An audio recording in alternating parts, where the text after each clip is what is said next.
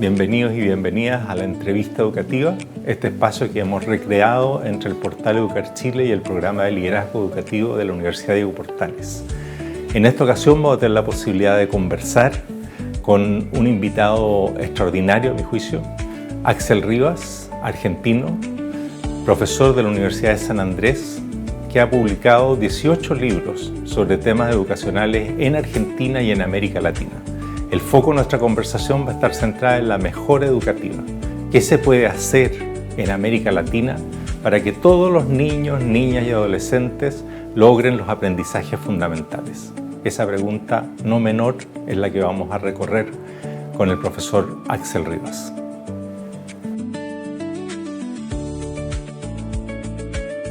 Vamos a partir con un tema muy personal, quizás, Axel. Vamos a hablar de la mejora educativa y me gustaría saber cómo llegaste tú al tema de la mejora. ¿Cómo fue tu derrotero más personal para encontrar que este tema de la mejora, la transformación educativa, era un tema importante?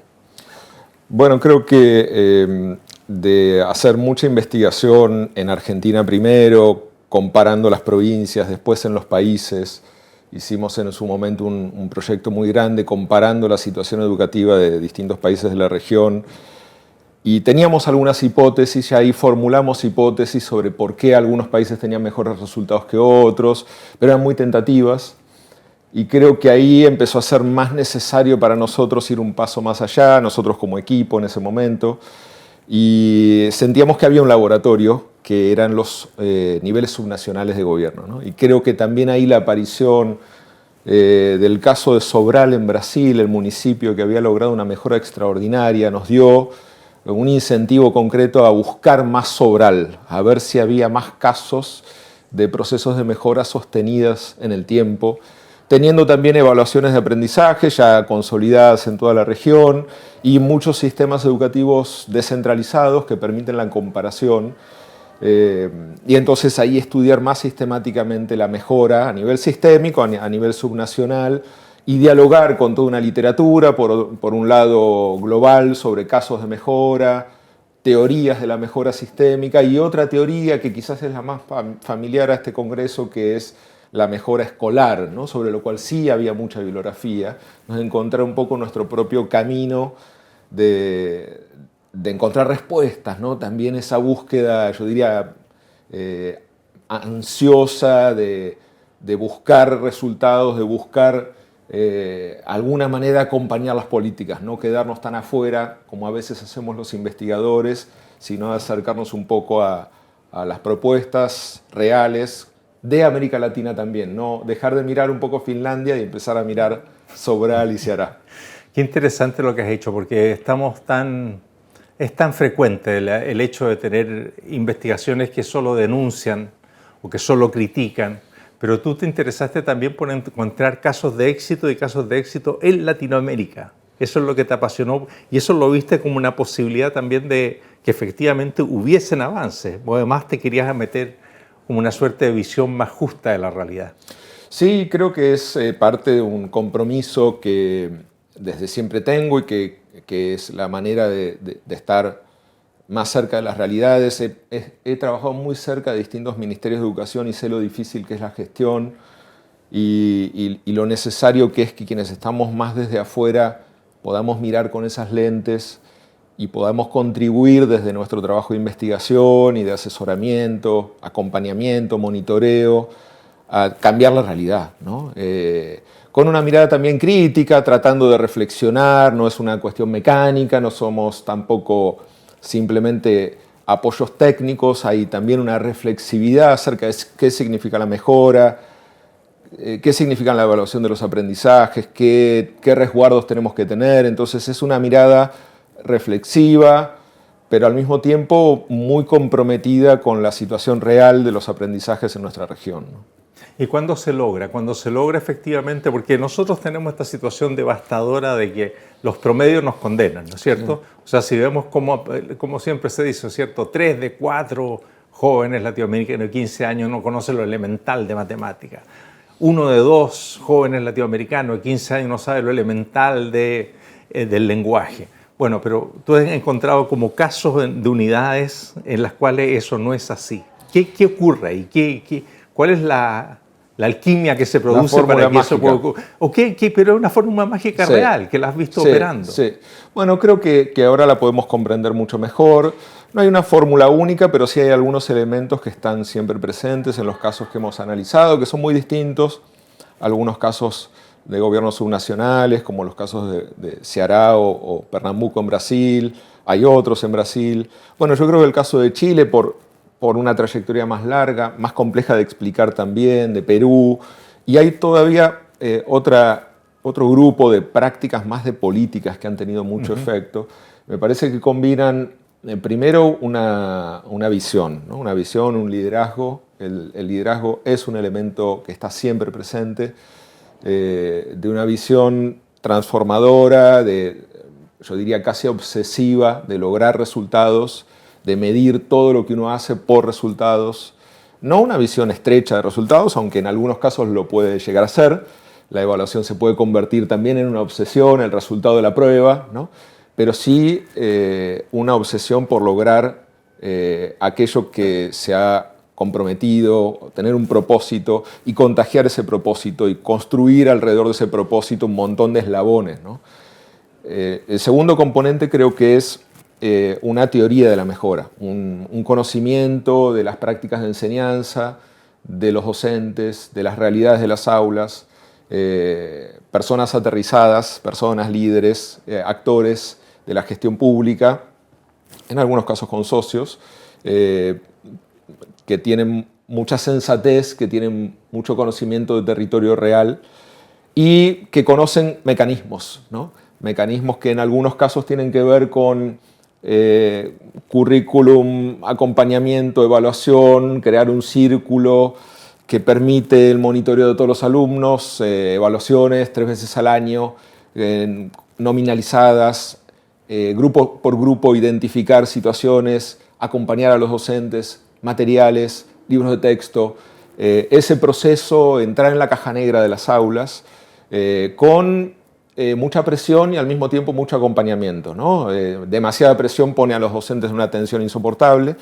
demasiada poca presión hace que las cosas no cambien, ¿no? Entonces ese empuje, ese realismo, confianza, acompañamiento, constancia, evaluación, son elementos que están en todos los casos que hemos visto. Después hay muchas variantes y también pasa a ser muy distinto cuando la meta es un poco más ambiciosa, cuando pasamos al nivel secundario, donde hay otra complejidad, cuando queremos ir un poco más allá de los aprendizajes fundamentales, ya estas herramientas empiezan a quedar un poco débiles. ¿Y tú dirías que esto lo viste básicamente como algo que surge de las propias comunidades escolares o es algo que llega más desde afuera? Porque esa es una discusión, ¿no es cierto?, que hay hoy día respecto a si la mejora escolar proviene como desde adentro o desde afuera, o de ambas, digamos. ¿Qué es lo que has visto en tus casos de éxito que tú has encontrado? Bueno, por la propia naturaleza de la investigación que he coordinado, es siempre una búsqueda más de arriba hacia abajo, pero eso no quiere decir que no surja de abajo hacia arriba, y tenemos un montón de ejemplos. Lo que pasa es que son más difíciles de expandir, ¿no? Tenemos muchos ejemplos de grandes educadores a nivel de aula y de grandes directores o líderes escolares, transformadores. Siempre pueden ser inspiradores, pero difícilmente se convierten en los agentes de cambio porque la mecánica de los sistemas educativos no se los permite, ¿no? Salvo muy poquitas excepciones, ¿no? Entonces es mirar un poco más de arriba hacia abajo, aunque sea ese arriba un nivel intermedio de gobierno, y tratar de encontrar esos procesos de transformación que se sostienen en el tiempo, ¿no? Porque también nuestra región tiene mucho recambio político, duraciones muy fragmentarias de las gestiones de gobierno. Entonces, a veces encontramos procesos incipientes, pero se cortan, ¿no? Entonces, ya encontrar procesos de más larga duración requieren estas condiciones que decía antes y además la sostenibilidad en el tiempo o la suerte de que un mismo gobierno continúe en el tiempo o logre generar un círculo virtuoso para que cuando hay un recambio continúe el proceso, ¿no? Ahí hay un problema bien de fondo, ¿no? En el sentido de esta dificultad en América Latina de darle sostenibilidad a las políticas. ¿Eso tú crees, has visto lugares en los cuales se logra, habiendo rotación, porque cuando no hay rotación es más o menos fácil que eso ocurra, ¿cierto? En caso que entiendo que el caso de Ceará que tú has mencionado, hay una continuidad política. Pero cuando no hay continuidad política, ¿es posible convertir a la educación en una suerte de política de Estado, en programa de Estado, en que se mantengan de alguna manera las políticas o programas principales, o ves mucho que eso tiende a fracasar? Yo diría que hay condiciones estructurales que permiten la supervivencia de ciertos procesos, ¿no? Que se ganan su propia continuidad, ¿no? Eso es una gran lección de algunos de los casos que estudiamos, donde el proceso empieza a ser virtuoso, empieza a generar resultados y se hace muy difícil ir marcha atrás. Pero eso dentro de una esfera de condiciones institucionales. No necesariamente el mismo gobierno, y aún en un mismo gobierno hay tantas disputas políticas que puede haber cambios de liderazgos. Digamos, un gobierno no es garantía de continuidad tampoco, pero estos procesos como el de Ceará, Pernambuco, aquí mismo en Chile a nivel más pequeño, ¿no? Loncoche, San Nicolás, que fueron los casos que en su momento estudiamos, tuvieron esas condiciones de autorreproducción de su propio éxito, ¿no? Ahora, hay casos en los cuales el cambio político quiebra incluso las mejores condiciones de un proceso bien gestionado, con resultados, ¿no? Quizás ahí el caso ejemplar es el de Puebla en México, donde se habían logrado resultados notables en las pruebas de aprendizaje. Puebla había mejorado mucho en los rankings del país, en los estados federativos de México, y aún así, con muchísima evidencia, cuando hubo un cambio de gobierno, se fue todo para atrás, ¿no? Entonces ahí la realidad se impone y nuestra región y otros lugares del mundo también tienen más flaquezas institucionales y aún la mejor gestión puede ir para atrás también, ¿no? Tú has estudiado también el tema del cambio educativo, en el sentido como la escuela del futuro.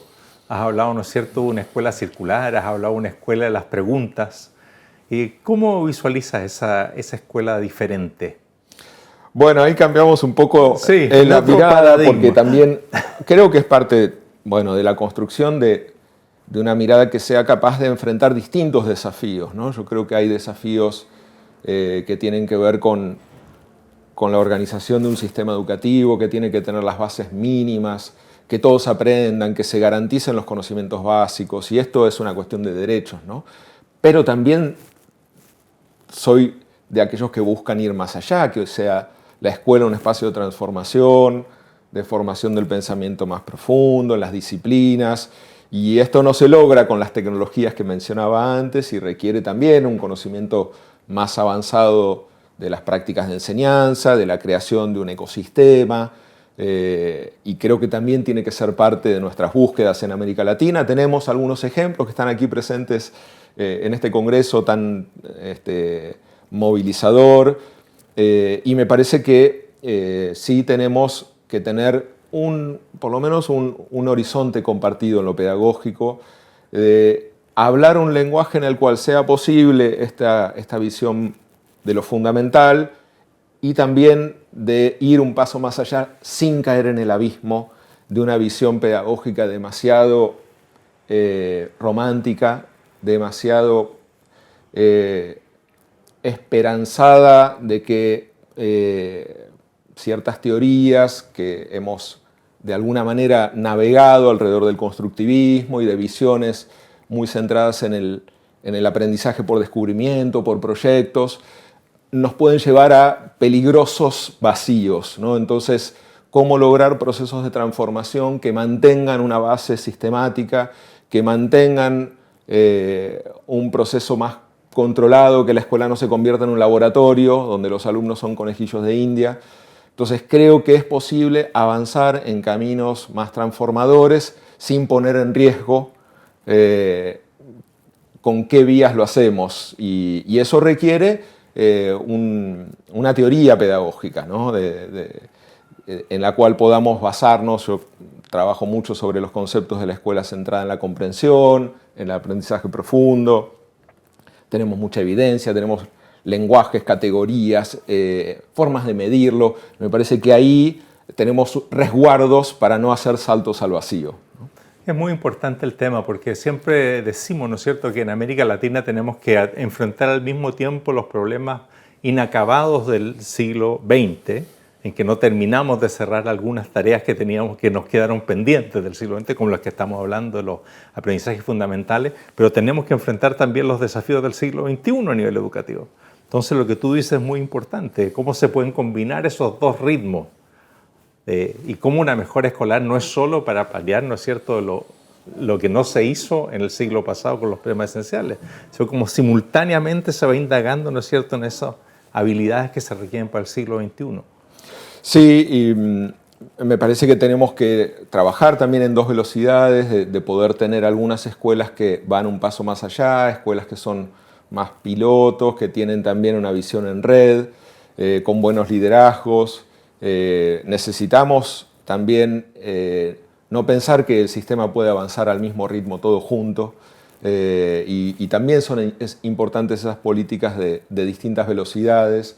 Hemos visto algunos casos, bueno, aquí estuvo Vicky Colbert con Escuela Nueva de Colombia, conocemos las redes de tutoría ya clásicas en México, que son, creo que, buenos experimentos del núcleo pedagógico, ¿no? De tocar por dentro el núcleo pedagógico, pero a una escala masiva, que se pueda reproducir, que tenga materiales que permitan al docente visualizar una práctica más innovadora, que le dé seguridad, que pueda ser inducido a trabajar en modelos que funcionan, ¿no? Entonces hacer un poco ese andamiaje hacia la innovación, y no pensar que hay que hacerlo de una manera burocrática. También hay que inspirar, hay que lograr que esos docentes, esas escuelas se sientan parte de un movimiento, que puedan reflexionar sobre lo que hacen, que se sientan actores y no implementadores de una reforma, ¿no? El tema del nivel intermedio es un tema caro en tu trabajo último. ¿Piensas que esa es una clave importante para avanzar? ¿Que permite salir como estas antípodas de todo que pasa en una escuela aislada y que pasa a nivel central de las políticas nacionales? ¿Ves hay una clave de mejora más viable? Sí, creo que los países que tienen cierta descentralización tienen oportunidades porque multiplican sus opciones, si no uno queda muy atado al gobierno nacional de turno. Y creo que hay una experiencia que ha sido muy inspiradora para toda la región, que no es del todo conocida, porque vivimos de alguna manera cada uno en nuestro submundo. A mí también me sigue asombrando que no se conozca más del caso de Brasil y de sus estados y municipios, algunos de los cuales están presentes aquí, que han sido muy exitosos, que ya tienen mucha evidencia, que ya es un proceso de 1 o 2 décadas, con lo cual ya ni siquiera es una novedad, y que han generado en Brasil un círculo virtuoso, de distintas maneras, ¿no? Sobre todo los casos de Ceará que mencioné antes, de Pernambuco, pero también de Piauí, de Goiás, de Paraná, con distintos enfoques también políticos, pero todos han mostrado resultados muy claros, y en Brasil es mucho más difícil ignorar esos resultados. Entonces, para los gestores locales de municipios y estados, porque en Brasil están los 2 niveles de gobierno a cargo de escuelas, hay otra conversación. Y esos gestores están buscando de alguna manera soluciones. Muchos se van a capacitar. Ceará se ha convertido en una especie de escuela de gobierno para todo Brasil. Y me parece que ese ejemplo es algo que deberíamos llevar más a América Latina, que está, creo que, muy en el centro de este Congreso, que es esa mirada con foco, un poco más pragmáticos también, de buscar soluciones y de tratar de aprender unos de otros, ¿no? De no esperar que una nueva pedagogía nos ilumine o que algún lugar muy lejano nos muestre el camino, sino aquí, en nuestros territorios. Los casos de Ceará y Pernambuco han sido muy iluminadores porque han sido en contextos de mucha pobreza, es en el noreste de Brasil, digamos, por debajo del nivel ya bajo de condiciones de vida de Brasil, y han sido ejemplares. Entonces me parece que también construir procesos más sistemáticos de esos liderazgos hace que los procesos de formación de gestores de nivel intermedio, y sobre todo también creo que hay un elemento central que son los actores políticos, los gobernadores, intendentes, que no saben de educación, pero necesitan tener esa visión de cómo apoyar y a quién designar y cómo acompañar un proceso político de mejora sistemática de la educación. En este programa de la entrevista educativa hemos querido que también los actores locales conversen con nuestros entrevistados. Por eso, Osvaldo Sepúlveda, de una Escuela Vallehermoso de Peñalolén, le va a formular una pregunta a Axel Rivas. Hola, mi nombre es Osvaldo Sepúlveda Moreno. Soy el director del Liceo Bicentenario Vallehermoso de la comuna de Peñalolén, enclavado acá muy cerca de la cordillera de los Andes. Estimado Axel, respecto a tu texto, señalas que la gobernanza eficaz en América Latina se basa en confianza, flexibilidad y enfoques incrementales. En muchas escuelas, y particularmente en el colegio que dirijo, tengo un perfil de docente comprometido y líderes formativos, que tienen un objetivo de fortalecer el clima escolar colaborativo, reforzando mucho el trabajo de los líderes intermedios, que son los que movilizan a sus pares. Respecto a esto, me gustaría preguntar, ¿qué mecanismo de participación y toma de decisiones podríamos implementar en los equipos docentes para que la motivación por la mejora deje de depender del liderazgo individual y se convierta en un compromiso colectivo sostenible, construyendo confianza institucional, pero sin sobrecargar administrativamente a los profesores? Muchas gracias. Bueno, muchas gracias por la pregunta al director Osvaldo, muy pertinente, y creo que es un gran desafío cómo multiplicar y consolidar los procesos de mejora.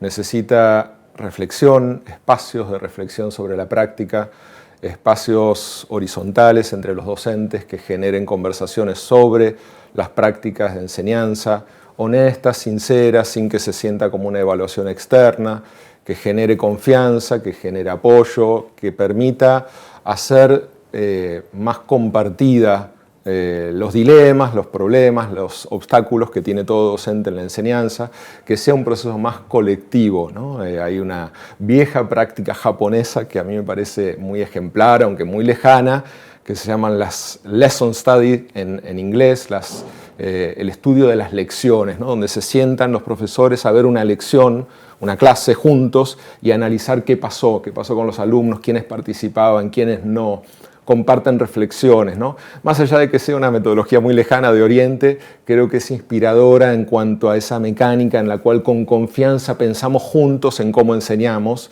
y generar ese espacio, ¿no? Sin abrumar, sabiendo que los docentes tienen mucho trabajo, a veces queda poco espacio para la reflexión y el análisis, pero tratar de hacerse un poco ese tiempo sistemático, de compartir una mirada experta, profesional sobre la enseñanza. Axel Rivas, muchas gracias por esta conversación. Quisiera cerrar simplemente con una pequeña reflexión tuya, si me pudiera decir como en una frase. Nosotros partimos esta conversación diciendo tenemos un gran problema, cómo lograr que en América Latina se logran los aprendizajes fundamentales para la gran mayoría, que hoy día no se están logrando. Si tú tuvieras que decir en una frase cómo habría que hacerlo, ¿qué dirías? Con puentes entre la realidad y las posibilidades de cambio, con puentes entre la necesidad de buscar más presupuesto educativo para garantizar condiciones básicas y hacer todo lo posible con el presupuesto que tenemos, con puentes entre las teorías pedagógicas, las políticas y las escuelas. Muchas gracias.